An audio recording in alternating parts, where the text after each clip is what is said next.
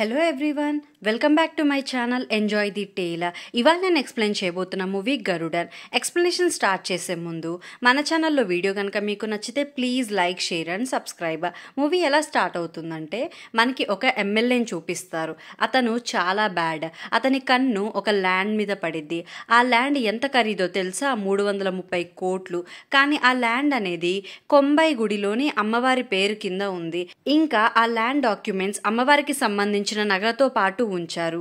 So ఎలాగైనా ఆ documents సంపాదించాలనుకుంటాడు. Cut చేస్తే మనకి ఆది అండ్ కరుణ అని ఇద్దరు ప్రాణ స్నేహితులను చూపిస్తారు.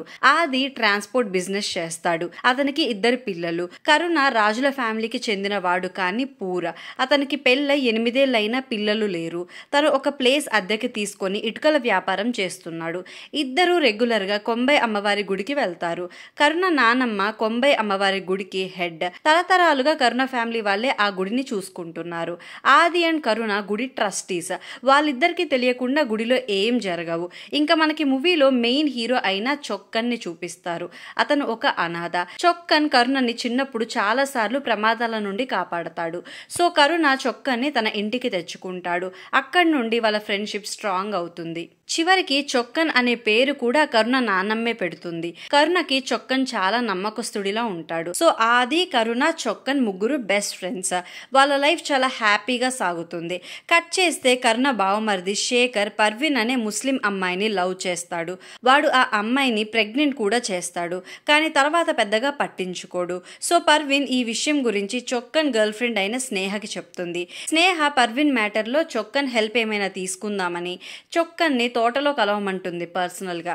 చొక్కనేమో స్నేహ తనకి పెళ్లి గురించి ప్రపోజ్ చేయడానికి పిలుస్తుందేమో అని ఆత్రంగా నెక్స్ట్ డే వెళ్తాడు. అక్కడ స్నేహ కాకుండా పర్వీన్ వచ్చి నా లవ్ మ్యాటర్ మీతో చెప్పాలి అంటుంది. ఇంకా చొక్కన్ ఏమనుకుంటాడు, పర్వీన్ తనకి లవ్ ప్రపోజ్ చేయబోతుందా ఏంటి అనుకుని తిడతాడు. దానితో పర్వీన్ పక్కనే ఉన్న బావిలో దూకి సూసైడ్ చేసుకోవాలనుకుంటుంది. పర్వీన్ ని కాపాడమని స్నేహ చొక్కన్ని బావిలో తోస్తుంది. ఇక్కడ కామెడీ ఏంటంటే చొక్కన్కి స్విమ్మింగ్ రాదు. సో చుట్టుపక్కల వాళ్ళు ఇద్దరిని కాపాడి బయటికి తీసుకొస్తారు. పర్వీన్ అండ్ చొక్కన్ని హాస్పిటల్లో జాయిన్ చేయడానికి తీసుకెళ్తారు. దారిలో అంబులెన్స్ లో చొక్కన్కి తెలుస్తుంది పర్వీన్ లవ్ చేస్తుంది తనని కాదు, కరుణ బావమరిది శేఖర్ని అని. ఇంకా అమ్మాయి ప్రెగ్నెంట్ అని మొత్తం విషయం తెలుసుకుంటాడు. హాస్పిటల్లో ఆది చొక్కన్తో ఈ మ్యాటర్ నువ్వు కరుణకి చెప్పకు, నేను చూసుకుంటా అంటాడు. కానీ కరుణ వచ్చి ఏమైందిరా అని అడగగానే మొత్తం పిన్ టు పిన్ చెప్తాడు, ఏది మిస్ అవ్వకుండా. చివరికి ఆది అన్న నీతో ఈ మ్యాటర్ చెప్పొద్దన్నాడని కూడా చెప్తాడు. అంత నిజాయితీ చొక్కన్కి కరుణ దగ్గర. ఇంకా ఆది చెప్తాడు, మనం పెళ్లి చేద్దాం, అమ్మాయి లైఫ్ పాడైపోకూడదు అని. కానీ కరుణ మామయ్య వేరే క్యాస్ట్ అమ్మాయికి నా కొడుకుతో పెళ్లికి ఒప్పుకోను అంటాడు. అప్పుడు కరుణ నీ కూతురు నా ఇంట్లో ఉండాలంటే ఈ పెళ్లి జరగాలి అని పర్వీన్ అండ్ శేఖర్కి పెళ్లి చేస్తారు. కట్ చేస్తే మనకి మూవీ స్టార్టింగ్ లో చూపించిన ఎమ్మెల్యేని చూపిస్తారు. ఎమ్మెల్యే నాగరాజ్ అనే వ్యక్తితో మాట్లాడుతున్నాడు. ఈ నాగరాజ్ తాత ఒకప్పుడు కొంబై అమ్మవారి గుడి హెడ్. సో ఎమ్మెల్యే ఏమనుకుంటాడంటే నాగరాజ్ని కొంబై గుడికి హెడ్ని చేస్తే ల్యాండ్ డాక్యుమెంట్స్ ఈజీగా సంపాదించవచ్చని. కానీ నాగరాజ్ చెప్తాడు, ఇప్పుడు హెడ్గా ఉన్న ముసలావిడను తప్పించడం ఎలా అని. ఇంకా ఎమ్మెల్యే ఆ ముసలావిడను చంపేద్దామంటాడు. కట్ చేస్తే నానమ్మ పొలంలో కళ్ళు తాగుతూ ఉంటుంది. చొక్కన్ వెళ్ళి నానమ్మని ఇంటికి తీసుకొస్తాడు. ఆవిడ పడుకునే ముందు ఒరే నేను చనిపోతే బాగా ఊరేగింపు చేయండి, బాగా ఫుడ్ పెట్టండి అంటుంది. నెక్స్ట్ డే మార్నింగ్కి పాపం నానమ్మ చనిపోతుంది. చొక్కన్ ఆది చాలా బాధపడతారు. నెక్స్ట్ సీన్ లో నానమ్మ చనిపోవడంతో గుడికి హెడ్ గా కరుణని పెడదామా అని అందరూ మాట్లాడుకుంటారు. ఆ టైంకి నాగరాజ్ ఎంట్రీ ఇస్తాడు. నాగరాజ్ అందరితో ఏంటి ప్రతిసారి వాళ్ళ ఫ్యామిలీ అయినా హెడ్ గా ఉండేది, మా ఫ్యామిలీ వాళ్ళు కూడా ఒకప్పుడు గుడిని నడిపారు, ఇప్పటి వరకు నానమ్మ ఉంది కాబట్టి పెద్దరికం మీద మర్యాదతో మేమేం మాట్లాడాలా, ఇప్పుడు మేము కూడా హెడ్ అవ్వాలనుకుంటున్నాం, ఎలక్షన్స్ పెట్టమంటాడు. కానీ కరుణ ఎలక్షన్స్లో నించోను అనడంతో నాగరాజ్ కరుణని చులకనగా మాట్లాడతాడు. ఇంకా కోపంతో చొక్కన్ అంటాడు, ఒరే నీ మీద గెలవడానికి మా అన్న అక్కర్లేదు, కుక్క నించున్నా గెలిచిద్ది అని. ఇంకా కరుణ ఆది చొక్కన్ని ఎలక్షన్స్లో నిలబెడతారు. చొక్కన్ ఎలక్షన్స్లో హెడ్గా గెలుస్తాడు. కానీ చొక్కన్కి గుడి పనుల గురించి పెద్దగా అవగాహన లేదని గుడి కీస్ ఆది ఆదికి ఇచ్చి చూసుకోమంటారు. ఇంకా కరుణ ఇంటికి వెళ్లేలోపు ఇంట్లో కరుణ వైఫ్ ఉరేసుకోవడానికి చూస్తుంది. దానితో కరుణ తన వైఫ్ని ఆపి ఏమైందని అడుగుతాడు. అప్పుడు కరుణ వైఫ్, ఇప్పటి వరకు మన ఇంట్లో ఉన్న గుడి తాళాలు ఇప్పుడు వేరే ఇంటికి వెళ్ళాయి, మనకి సరైన ఇల్లు లేదు, పిల్లలు లేరు, గొప్ప జీవితం లేదు, నాకు అసలు నా లైఫ్ నచ్చట్లా అంటుంది. కరుణ వైఫ్కి ఏంటంటే ఆది వాళ్ళు గొప్పగా బతకడం నచ్చదు, ఆది కరుణ ఫ్రెండ్స్లో ఉండడం కూడా నచ్చదు. సో ఇలా మాట్లాడిద్ది. కట్ చేస్తే గుడిలో ఉన్న కొన్ని అమ్మవారి నగలు టెస్ట్ చేస్తారు.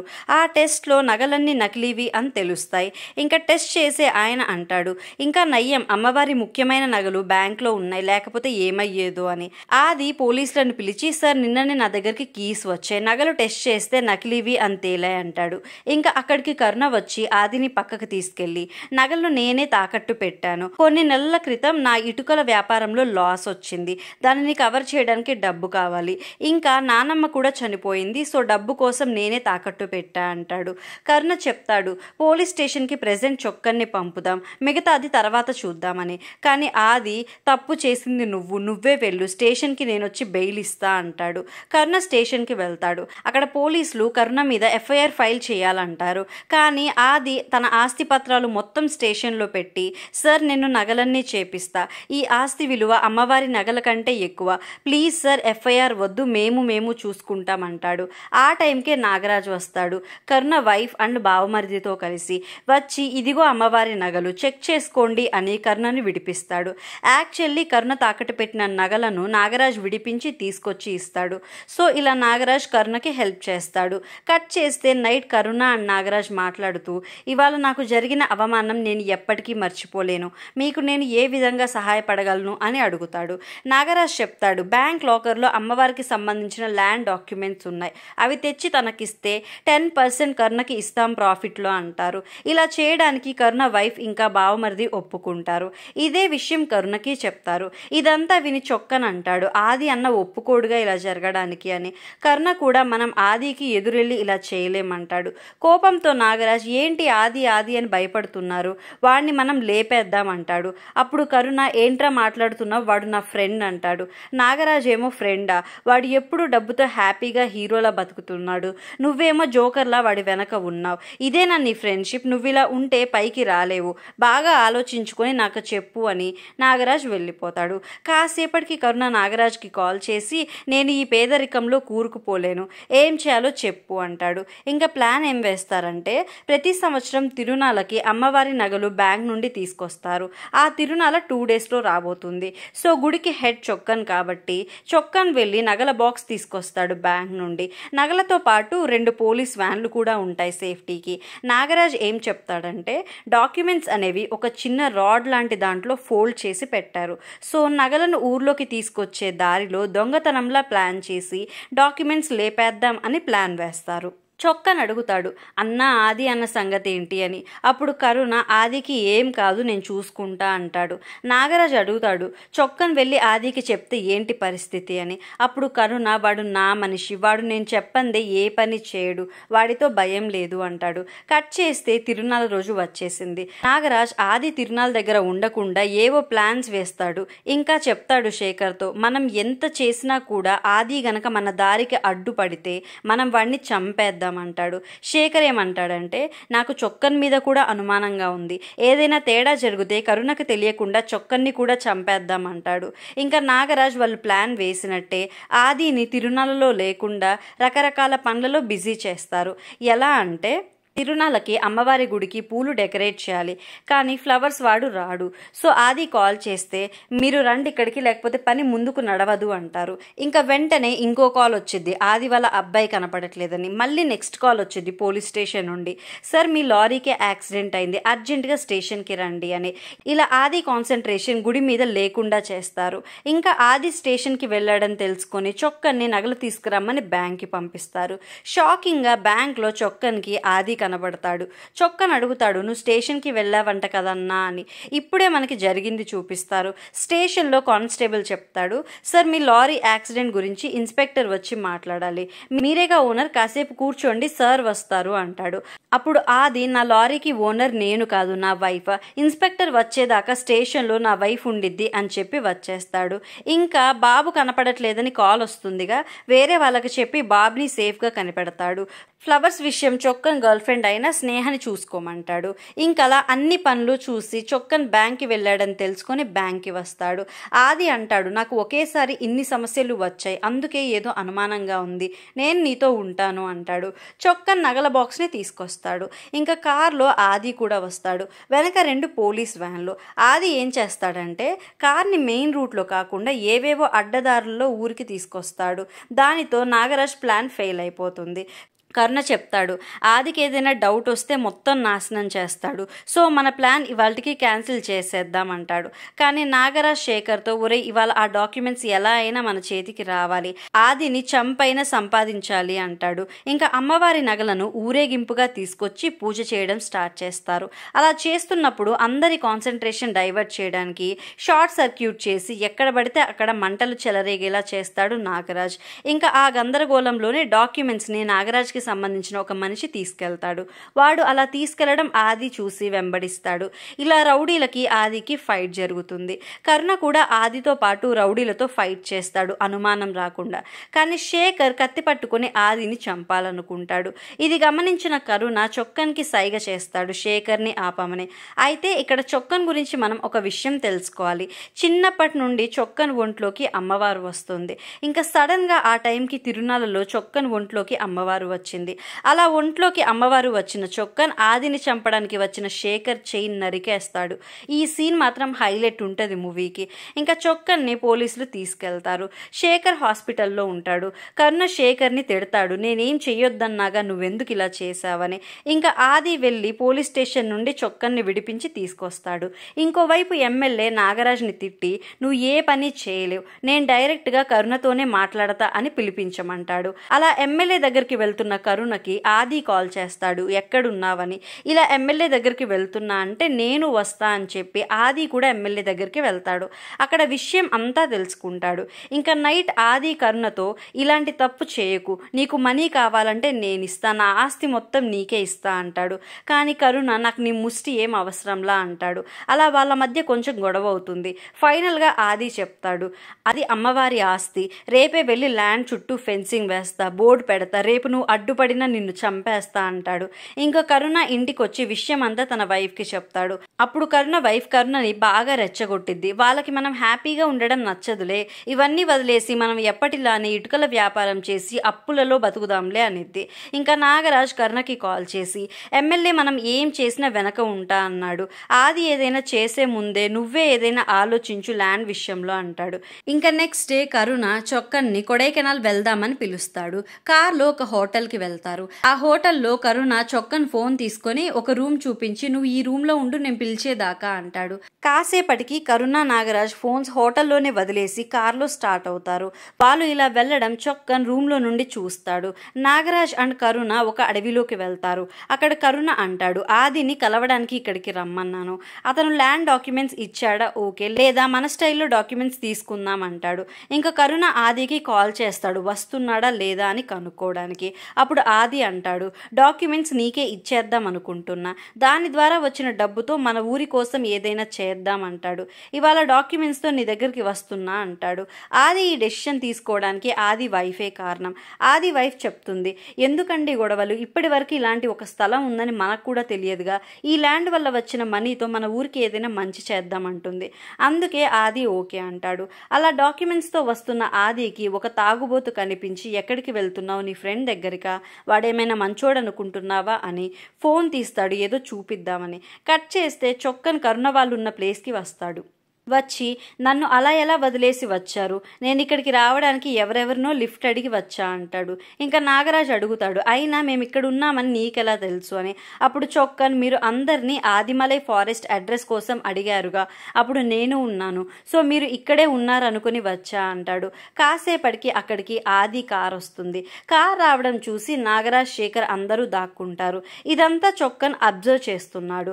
ఆది ఫారెస్ట్ కి ఒక్కడే రాలేదు, తన కూతుర్ని కూడా తీసుకొచ్చాడు. ఆది వైఫ్ కూతుర్ని ఆదితో పాటు పంపుతుంది, ఆది మందు లాంటివి తాగకుండా ఉంటాడని. ఇంకా అప్పుడే ఆదికి తన వైఫ్ కాల్ చేస్తుంది, చొక్కన్ ఉంటే పక్కన ఇవ్వమని. చొక్కన్తో చెప్తుంది, నేను లివర్ ఫ్రై చేసా, కరుణకి ఇష్టం కదా, వచ్చి తీసుకెళ్ళు అని. చొక్కన్కి ఏంటంటే ఏదో భయంగా ఉంటుంది, ఏమైనా అయిద్దేమో ఇక్కడ అని. కానీ వెళ్తాడు తప్పక. చొక్కన్ ఫారెస్ట్ నుండి బయటికి వెళ్ళగానే ఆది కరుణని కాలితో తంతాడు. ఇంకా నాగరాజ్ తన మనుషులతో వచ్చి ఆదితో ఫైట్ స్టార్ట్ చేస్తాడు. పాపని కారులో కూర్చోబెట్టి ఆది ఫైట్ చేస్తాడు. ఆ ఫైట్ లో కరుణ ఆదిని చంపేస్తాడు. శేఖర్ అయితే ఆది హ్యాండ్ కసిగా నరికేస్తాడు. ఇంకా కారులో ఉన్న డాక్యుమెంట్స్ తీసుకుని వెళ్ళిపోతారు. కాసేపటికి చొక్కన్ అక్కడికి వస్తాడు. ఎవరు కనపడరు, కానీ పాప ఏడుపు వినిపిస్తుంది. ఏంటా అని వెళ్ళి చూస్తే కారులో పాప ఒక్కటే ఉంటది. ఆ దుర్మార్గులు పాపని కూడా వదిలేసి వెళ్తారు. ఇంకా చొక్కన్ పాపని ఎత్తుకొని ఆది కోసం చూస్తే దగ్గరలో చనిపోయి పడి ఉంటాడు. ఆదిని చూసి చొక్కన్ గుండెలు పగిలేలా ఏడుస్తాడు. కాసేపటికి ఊరిలో జనాలు, ఆది వైఫ్ కూడా అక్కడికి చేరుకుంటారు. ఆది హ్యాండ్ నరికి పక్కన పడేసి ఉంటది, దానిని కుక్కలు తింటూ ఉంటాయి. అది చూసి ఆది వైఫ్ వెళ్ళి హ్యాండ్ తెచ్చుకొని బాగా ఏడుస్తుంది. ఈ సీన్ చూడడానికి చాలా కష్టంగా ఉంటది. ఇంకా ఆది అంత్యక్రియలు అయిపోతాయి. ఆది వైఫ్ రోజు ఆదిని తలుచుకుంటూ ఏడుస్తుంది. ఇంకోవైపు కరుణ ల్యాండ్ వల్ల వచ్చిన డబ్బుతో చాలా ఎంజాయ్ చేస్తున్నాడు. ఇంకా ఆది వైఫ్ ఒకరోజు పోలీస్ స్టేషన్కి వెళ్ళి, నా హస్బెండ్ది మర్డర్, ప్లీజ్ కేసు రాసుకోండి అంటుంది. అప్పుడు ఆ పోలీస్ స్టేషన్లో ఉన్న పోలీస్, మీ హస్బెండ్ని చంపిన వాళ్ళు సరెండర్ అయ్యారు అంటాడు. ఆది వైఫ్ ఏమో, వీళ్ళు కాదు, కరుణ నా హస్బెండ్ని చంపాడు అంటుంది. ఇంకా ఈవిడ మాటలు విని ఇన్స్పెక్టర్ చెప్తాడు, అమ్మ మీ ఆయన చనిపోయిన రోజు కరుణ కొడైకెనాల్లో ఉన్నట్టు ప్రూఫ్స్ ఉన్నాయి, సో మీ దగ్గర ఏదైనా సాక్ష్యం ఉంటే తీసుకురండి, కేసు రాస్తా అంటాడు. ఇంకా ఆది వైఫ్ చొక్కన్ని తీసుకొస్తుంది. చొక్కన్, చెప్పు, ఆ రోజు కరుణ కొడైకెనాల్లో లేడని చెప్పు అంటుంది. కానీ చొక్కన్ కరుణ కొడైకెనాల్లోనే ఉన్నాడని చెప్తాడు. దానితో ఆది వైఫ్ కోపంగా స్టేషన్ నుండి పిల్లలతో వెళ్ళిపోతుంది. ఇంకా చొక్కన్ వదినా వదినా అంటూ ఆది వైఫ్ వెనక వెళ్తాడు. అప్పుడు ఆది వైఫ్, మీకేం పాపం చేశాంరా, నా హస్బెండ్ని అన్యాయంగా చంపారు, నిన్ను తోడబుట్టినోడిలో చూసుకున్నా కదరా, రోజు పిల్లలు నాన్న ఏడి అని అడుగుతున్నారు అని గుండెలు పగిలేలా ఏడుస్తుంది. ఈ సీన్ చాలా ఎమోషనల్గా ఉంటుంది. ఇప్పుడే మనకి చొక్కన్ ఎందుకు అబద్ధం చెప్పారో చూపిస్తారు. చొక్కన్ కరుణ దగ్గరికి వెళ్ళి, నేను ఫారెస్ట్ నుండి వెళ్ళిపోయాక అసలు ఏం జరిగిందన్నా అని అడుగుతాడు. అప్పుడు కరుణ, ఆది మారిపోతాడని నేను ఎప్పుడూ అనుకోలేదు, వాడు నిన్న కోపంతో చంపేస్తా అన్నాడేమో అనుకున్నా, కానీ నిజంగానే డాక్యుమెంట్స్ ఇవ్వకుండా నన్ను చంపడానికి ట్రై చేశాడు, వాడికి నేను ఎదగడం ఇష్టం లేదు, ఇంకా వాడు నన్ను చంపడానికి చూసేసరికి నా చుట్టుపక్కల వాళ్ళు ఆదిని చంపేశారు. ప్లీజ్ చొక్కన్, మనం అంతా సంతోషంగా ఉండాలంటే ఈ విషయం ఎవరికీ తెలియకూడదు, ఎవరైనా నిన్ను అడిగితే మనం కొడైకెనాల్లో ఉన్నామని చెప్పు అంటాడు. చాలా సంవత్సరాలకి నేను తండ్రిని కాబోతున్నా, ఏదైనా తేడా జరిగితే జీవితం నాశనం అయిపోయింది అంటాడు. అందుకే చొక్కన్ పోలీస్ స్టేషన్లో నిజం చెప్పాడు. నెక్స్ట్ సీన్లో చొక్కన్తో స్నేహ మాట్లాడుతూ, మనిషివేనా, నీలాంటి వాడిని ప్రేమించినందుకు సిగ్గుపడుతున్నా, ఆది అన్న చనిపోయిన రోజు కరుణ ఇక్కడే ఉన్నాడు కదా, ఎందుకు అబద్ధం చెప్పావు, విశ్వాసమా, కానీ న్యాయం అనేది కూడా ఒకటి ఉంటది కదా, అది తెలియదా అని చెప్పి వెళ్ళిపోతుంది. నెక్స్ట్ డే ఆది కొడుకు కత్తి పట్టుకొని కరుణని చంపడానికి వస్తాడు. కానీ కరుణ ఆ అబ్బాయిని చూసేలోపు చొక్కన్ పక్కకి తీసుకెళ్తాడు. కానీ ఏదో అలికిడి వినిపిస్తుంది కరుణకి. ఏంటా అని చూస్తే తన ఇంటి దగ్గరలో స్నేహ కనపడుతుంది. ఇంకా స్నేహ జుట్టు పట్టుకొని, ఏంటి ఏమైనా తప్పు చేయబోతున్నావా అంటాడు. అప్పుడు స్నేహ, నీకంటే పెద్ద తప్పులు నేనేం చేయనులే, అయినా నువ్వు చేసినవన్నీ నాకు తెలుసు అనిద్ది. ఇంకా కరుణ గొంతు పట్టుకొని స్నేహని ఎక్కడికో తీసుకెళ్తాడు. నెక్స్ట్ సీన్లో కరుణకి ఆది కొడుకు తన మీద అటాక్ చేయడానికి కత్తితో వచ్చాడని తెలిసిద్ది. శేఖర్ ఏమో వదలొద్దు, వాడిని చంపేద్దామంటాడు. అదే టైంకి నాగరాజ్ కూడా కాల్ చేసి, చిన్న పిల్లాడని చూడకు, మనం వాడి నాన్నని చంపాం, వాడితో ఎప్పటికైనా డేంజరే, వాడిని వదలొద్దు అంటాడు. కట్ చేస్తే ఆది వైఫ్ తన కొడుకు కోసం వెతుకుతుంది. అప్పుడు సడన్గా ఆమెకి చొక్కన్ కనిపిస్తాడు. చొక్కన్ చెప్తాడు, వదిన ఇవాళ సమరన్ ఏం చేశాడో తెలుసా అని. సమరన్ అంటే ఆది కొడుకు. అప్పుడు ఆవిడ, ఏం చేసావు నా కొడుకుని అని అడుగుతుంది. సమరన్ కత్తి పట్టుకొని కరుణని చంపడానికి వచ్చాడు అని జరిగింది చెప్తాడు. చొక్కన్ సమరన్ని కరుణ నుండి దూరంగా తీసుకొస్తున్నాడు వాళ్ళ అమ్మకి అప్పచెప్పడానికి. అయితే ఆ దారిలో నాగరాజ్ చొక్కన్ అండ్ సమరన్ని చూసి వచ్చి ఏంట్రా నువ్వు కరుణాని చంపేంత ఎదిగావా అని సమరన్ని చంపబోతాడు. చొక్కన్ నాగరాజ్ని ఆపడానికి చాలా ట్రై చేస్తాడు. అన్న చిన్న పిల్లాడు తెలియక చేశాడు, నేను చూసుకుంటాలే అని కాళ్ళు కూడా పట్టుకుంటాడు. అయినా నాగరాజ్ వినకుండా సమరన్ మీద అటాక్ చేయబోతాడు. ఇంకా కోపం వచ్చి చొక్కన్ నాగరాజ్ని కొడతాడు. నాగరాజ్తో అసలు నువ్వు మా జీవితాల్లోకి ఎప్పుడొచ్చావో అప్పటి నుండే మా జీవితాలు నాశనం అయ్యాయి, నీ వల్లే ఆది అన్న చనిపోయాడు అని చెట్టుకు తాడు కట్టి నాగరాజ్ మెడకి చుట్టి చంపేస్తాడు. ఇలా జరిగిన విషయం తన వదినకి చెప్తాడు. సమరన్ని ఎక్కడ దాచాడో ఆ అడ్రస్ ఇచ్చి వెళ్ళమంటాడు. ఇంకా ఆవిడ కూడా దండం పెట్టి థ్యాంక్స్ చెప్పి వెళ్తుంది. నైట్ చొక్కన్ కరుణ దగ్గరికి వెళ్తున్నప్పుడు కరుణ ఇంటి దగ్గర స్నేహ ఇయర్ రింగ్స్ పడి ఉంటది. అది చూసి అక్కడే పనిచేసే ఆవిడని స్నేహ కనపడిందా అని అడుగుతాడు. కానీ ఆవిడ లేదంటుంది. నెక్స్ట్ డే చొక్కన్ని పోలీసులు తీసుకెళ్తారు. ఈ విషయం కరుణకి తెలుస్తుంది. స్టేషన్లో ఇన్స్పెక్టర్ చొక్కన్తో నువ్వే నాగరాజ్ని చంపినట్టు ఐ విట్నెస్ ఉంది, సో నోరు విప్పి ఏదైనా మాట్లాడు అంటాడు. ఇంకా అప్పుడే కరుణ వచ్చి చొక్కన్ని ఎందుకు అరెస్ట్ చేశారు అని అడుగుతాడు. ఇన్స్పెక్టర్ అంటాడు వాడిని ఫస్ట్ నోరు తెరవమను, తర్వాత మాట్లాడుకుందాం వాడు తప్పు చేశాడో లేదో అని. ఇంకా కరుణ ఏదైనా చేస్తే చెప్పమంటాడు. చొక్కన్ నాగరాజ్ని చంపినట్టు జరిగిందంతా చెప్తాడు, ఏది మిస్ అవ్వకుండా. అదంతా విని కరుణ షాక్. అప్పుడే కరుణకి కాల్ వస్తుంది, శేఖర్ కనపడట్లా అని. ఇంకా చొక్కన్ చెప్తాడు శేఖర్ని కూడా తనే చంపానని. ఈ మాటతో ఈసారి స్టేషన్ అంతా షాక్ అవుతారు. యాక్చువల్లీ ఏం జరిగిద్దంటే చొక్కన్ బాబుని ఒక చోట దాచి వాళ్ళ అమ్మని వెళ్ళమంటాడుగా. శేఖర్కి సమరన్ ఉన్న ప్లేస్ తెలుస్తుంది, సో చంపడానికి వెళ్తాడు. ఈ విషయం పర్వీన్ చొక్కన్కి కాల్ చేసి చెప్తుంది. ఇంకా చొక్కన్ వెళ్ళి సమరన్ని కాపాడి శేఖర్ని చంపేస్తాడు. ఇలా జరిగింది చెప్తాడు. కరుణ అంటాడు ఏంట్రా నువ్వు నా ఫ్యామిలీ కదా, నీకు నేను చేసిందంతా మర్చిపోయావా అని. అప్పుడు చొక్కన్ ఆది అన్న కుటుంబం కూడా నాదే కదా అంటాడు. కరుణ ఇంకా అక్కడి నుండి వెళ్ళిపోతాడు. ఇంకోవైపు ఆది వైఫ్ పిల్లలతో వస్తుంది స్టేషన్కి. తనతో చొక్కన్ వదిన పిల్లల్ని తీసుకొని ఎక్కడికైనా వెళ్ళిపో, ఈ గొడవలన్నీ వాళ్ళకొద్దు అని చెప్తాడు. ఇంకా తన కోసం ఒక్క పని చేయమంటాడు. స్నేహ కనిపించట్లేదు 2 రోజుల నుండి, ఎక్కడుందో తెలుసుకోవా అని అడుగుతాడు. వదిన ఓకే అంటుంది. కట్ చేస్తే మీకు గుర్తుందా కరుణ స్నేహని ఎక్కడికో తీసుకెళ్లాడు అన్న, వాడు స్నేహని బ్రిక్స్ తయారు చేసే ప్లేస్లో దాచాడు. ఇప్పుడు వాడు స్నేహని చంపడానికి ఆ అమ్మాయిని ఒక చోట పడేసి కట్టెలతో కవర్ చేస్తాడు. ఇంకోవైపు స్టేషన్లో చొక్కన్ని ఏదో మెడికల్ టెస్ట్ చేయాలంటూ బయటికి తీసుకెళ్తారు. కానీ కొంత దూరం వెళ్ళేసరికి చొక్కన్ పోలీసుల నుండి తప్పించుకొని వెళ్తాడు. ఇప్పుడు మనకి చొక్కన్ ఎందుకు తప్పించుకున్నాడో చూపిస్తారు. మీకు గుర్తుందా ఆది కరుణని కలవడానికి వెళ్తున్నప్పుడు ఒక తాగుబోతు దారిలో కనపడతాడన్నాను, వాడు స్టేషన్లో చొక్కను ఉన్న సెల్లోనే ఉంటాడు. వాడు చెప్తాడు కరుణనే ఆదిని చంపాడు అని. ఇంకా ఫ్లాష్ బ్యాక్ చూపిస్తారు. వాడు ఆదికి ఏం చెప్తాడో తెలుసా, కరుణయే తన నానమ్మని చంపాడని. ఇంకా ఆదికి వీడియో కూడా చూపిస్తాడు. కరుణ నానమ్మ తాగే కళ్ళులో విషం కలపమని చెప్పడం. కరుణ తన నానమ్మని ఎందుకు చంపాడంటే కరుణ అమ్మవారి నగలు తాకట్టు పెట్టడం నానమ్మకి తెలిసి గొడవ పడుతుంది. ఈ గొడవ అంతా స్నేహ చూస్తుంది. ఇంకా అందుకే స్నేహని చంపాలనుకుంటాడు. ఇంకా నానమ్మ కరుణకి ఎగెనిస్ట్గా ఉండడంతో ఎప్పటికైనా పోయేదేగా ముసల్ది, అది తాగే కళ్ళులో విషం కలిపి చంపమని కరుణ ఈ తాగుబోతోడికి చెప్తాడు. ఈ తాగుబోతోడు కరుణ అలా చెప్పడం వీడియో తీస్తాడు. ఆ వీడియోనే ఆదికి చూపిస్తాడు. సో ఆది ఆ రోజు డాక్యుమెంట్స్ ఇవ్వడానికి వస్తాడు కదా, అప్పుడు కరుణకి ఆ వీడియో చూపించి ఏంట్రా డబ్బు కోసం ఏదైనా చేస్తావా అని కరుణని కాలితో తంతాడు. నిజానికి కరుణ ఆదిని చంపడానికి కారణం ఇదే, డాక్యుమెంట్స్ కాదు. ఆదికి నిజం తెలియడంతో ఆదిని చంపేస్తాడు. ఇలా జరిగిన విషయం అంతా తాగుబోతోడు చొక్కన్కి చెప్తాడు. అందుకే చొక్కన్ తప్పించుకొని కరుణ దగ్గరికి వెళ్తాడు. కరుణని అడుగుతాడు నానమ్మని ఎందుకు చంపావన్నా, ఆది అన్నకి ఈ విషయం తెలిసిందనే చంపేశావా, ఇలా అయిపోయావేంటన్నా, మన కుటుంబం అంతా నాశనం అయిపోయింది, నాశనం చేసేసావంటాడు. అప్పుడే చొక్కన్కి స్నేహ దగ్గడం వినిపిస్తుంది. చెప్పాగా స్నేహని తగలబెట్టడానికి కర్రలతో కప్పేశాడని. సో స్నేహ దగ్గు వాళ్ళున్న చోట వినపడిద్ది. చొక్కన్ ఏంటా అని వెళ్ళి చూస్తే స్నేహ. ఇంకా కోపంతో చొక్కన్ అక్కడున్న కరుణ మనుషులని చితకబాదుతాడు. ఇంకా సడన్గా కరుణ వచ్చి చొక్కన్ని కొట్టి నిజం తెలిసాక నువ్వు బతికుంటే నాకు ప్రాబ్లం, నిన్ను చంపేస్తా అని బాగా కొడతాడు. కరెక్ట్గా ఆ టైంకి ఆది వైఫ్ అక్కడికి వచ్చింది. ఆవిడెందుకు వచ్చిందా అనుకుంటున్నారా, చొక్కన్ అడిగాడు కదా స్నేహ ఆచూకీ తెలుసుకోమని. ఇంకా కరుణ దగ్గర ఉందని ఒక మనిషి ద్వారా తెలుసుకొని వస్తుంది. వాళ్ళు రావడంతో కరుణ సమరన్ని చంపడానికి ట్రై చేస్తాడు. దానితో చొక్కన్ కరుణ తల నరికేస్తాడు. ఇలా మూవీ ఎండ్ అవుతుంది. ఎక్స్ప్లెనేషన్ నచ్చితే please like, share and subscribe. Thanks for watching.